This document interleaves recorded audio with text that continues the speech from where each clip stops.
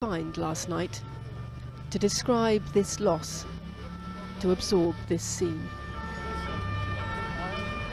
What burned with Notre Dame, high above the Paris skyline, was 800 years of history. For some, the physical anchor of Paris, the cultural soul of France. It took 23 minutes to confirm the fire alert and send emergency crews to the scene. The fire was spreading quickly. Oak rafters that had held the roof for centuries, turning to ash in the evening sky. The central spire holding out against its own destruction until the very last moment, its bell hanging clear and still in the flames.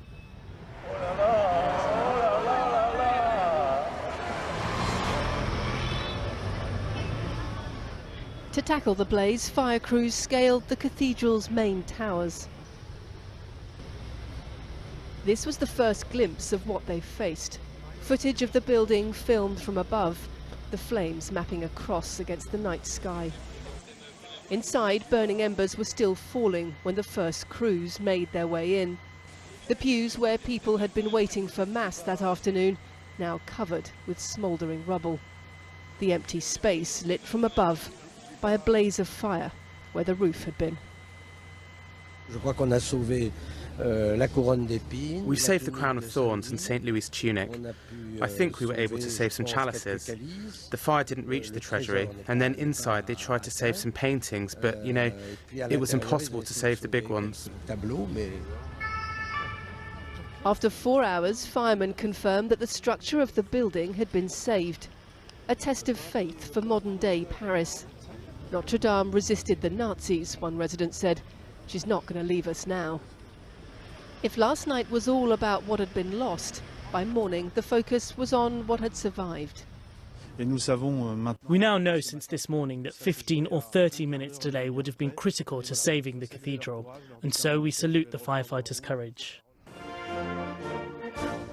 Tonight, President Macron addressed the nation.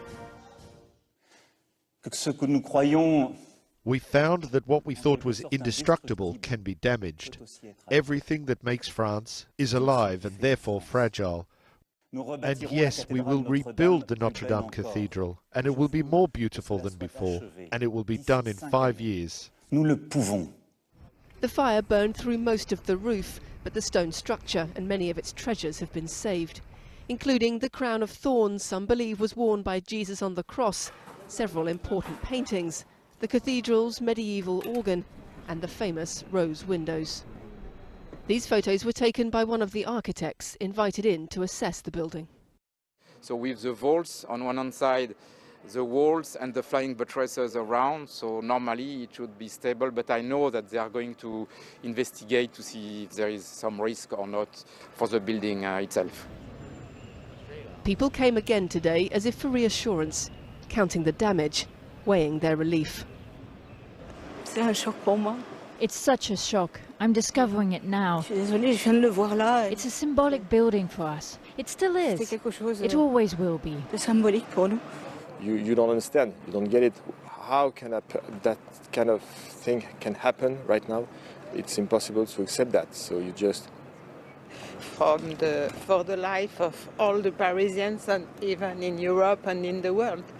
It exists as a symbol, and we need it.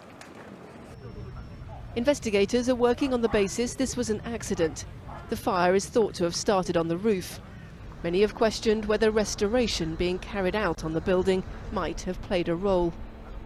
That restoration is now a much bigger project, and donations have poured in overnight. Hundreds of millions of euros so far.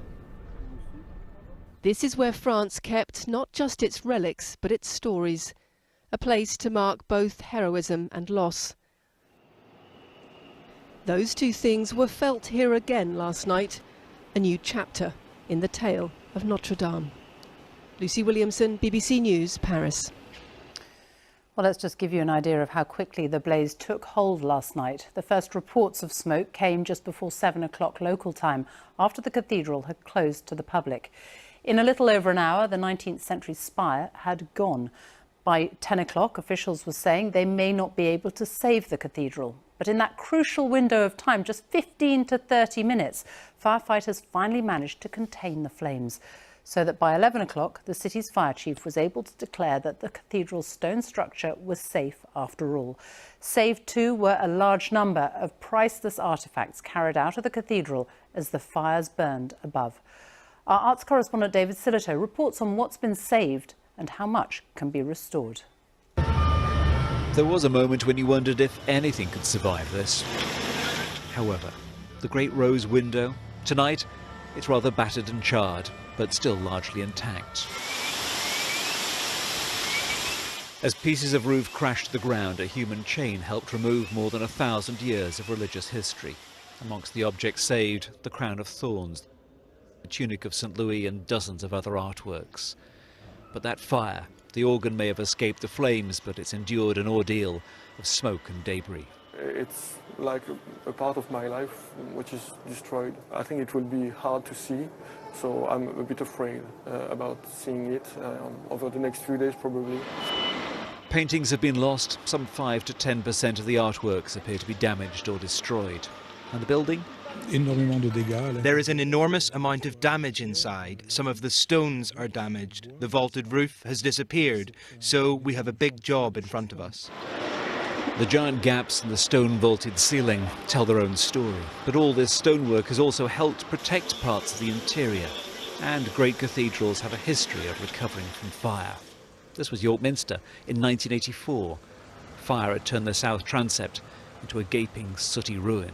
We go on the high level on the scaffold and look across at the south transept, where the fire was. 35 years later, Master Mason John David took me to the top. A chance to see the restoration and remember the moment he stood beneath a collapsing roof of melting lead and burning timber. The flames were shooting out the actual peak of the roof there, and gradually the lead was melting. And as the roof began to fall, some of the big bosses from the vault started thumping on the ground. You were inside at this point? Yes, yeah. Everything you're looking at, tons of lead, oak, all went crashing to the ground that night. And what's amazing is that 35 years on, you'd have absolutely no idea there was a fire here. New stonework, it can... But while there are many similarities, there is one big difference. It's a huge job. Notre Dame has lost its choir, nave and 2 transepts. So it's a huge roof. 4 or 5 times the size we're talking about. Yes, yeah. But Master Joiner Jeff Brayshaw, another veteran of that day 35 years ago, feels optimistic. To a visitor, could they tell the difference? No, not at all. It looks like a medieval roof we're looking at. And we're looking at your handiwork, aren't we? And many others. Today, the only visible memory in the Minster are 2 small scorch marks. The job may be huge, but the message to Notre Dame is one of hope. David Sillito, BBC News, York. Well, last night, thousands of people stood in the streets around Notre Dame, watching in shock as the cathedral went up in flames. But this morning, Paris woke to find that its skyline hadn't been completely changed after all. Notre Dame was still standing, albeit badly damaged. Fergal Keane has been talking to Parisians about the impact of seeing their much-loved cathedral on the brink of destruction. To everything there is a season, a time to break down, a time to build up. The biblical text so resonant when that which has stood for centuries is broken by fire. In the lives of Paris, this has been a day of solemn reflection. Father Philippe Marseille filmed the flames as the fire took hold. He was ordained in the cathedral and has worked there for decades. Notre Dame is my mother, he told me. I came into the spiritual life because of her. 31 years ago, I was ordained here. Today, my mother has been burned. She cries, but she still stands. Yet to see what's happened as only a French loss is to misunderstand the meaning of this city, the universality of its treasures. Francesca Harter is a German who lives in Paris because as a teenager she visited Notre Dame and was enchanted. Today, she could feel hope in renewal. It reminds me somehow that the church is It's not stones, it's not only culture, for me it's a living community actually. It's the people who go to the church who are the very core of our faith. So we are believing in hope being stronger than destruction, and in life being stronger than death, and life that will eventually win. For generations, artists have sketched and painted on the banks of the Seine. Laurent Latourmy was here this morning to sketch the old spire from memory. He's not a religious man, but he is a proud Parisian, and through his art wants to give shape to what might rise once more. I am sad, but we are going to fight back, he says. We will find wood in the French forests and we'll build again. I can see the stained glass is still there. It is magnificent. It will be all right.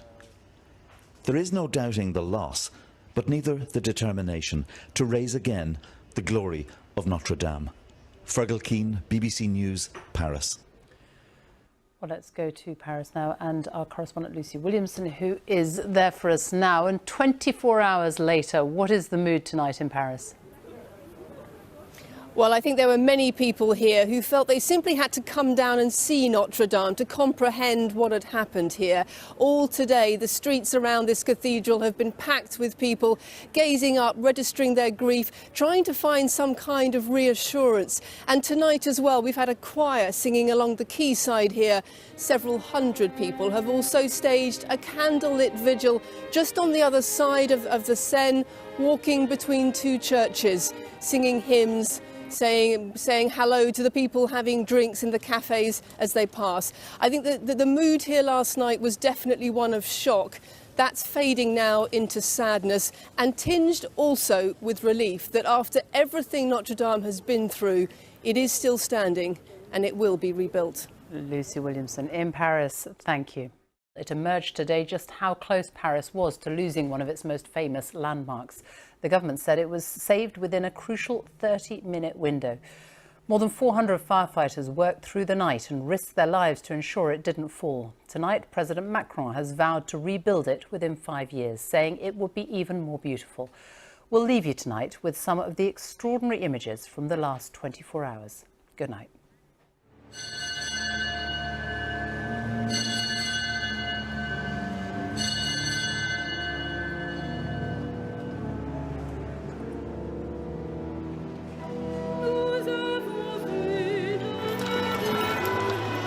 It's devastating. It's overwhelming.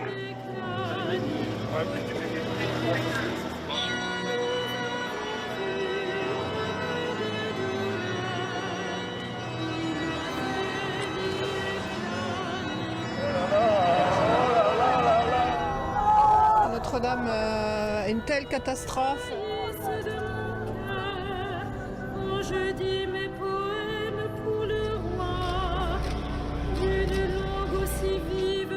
Paris is crying now, not just me.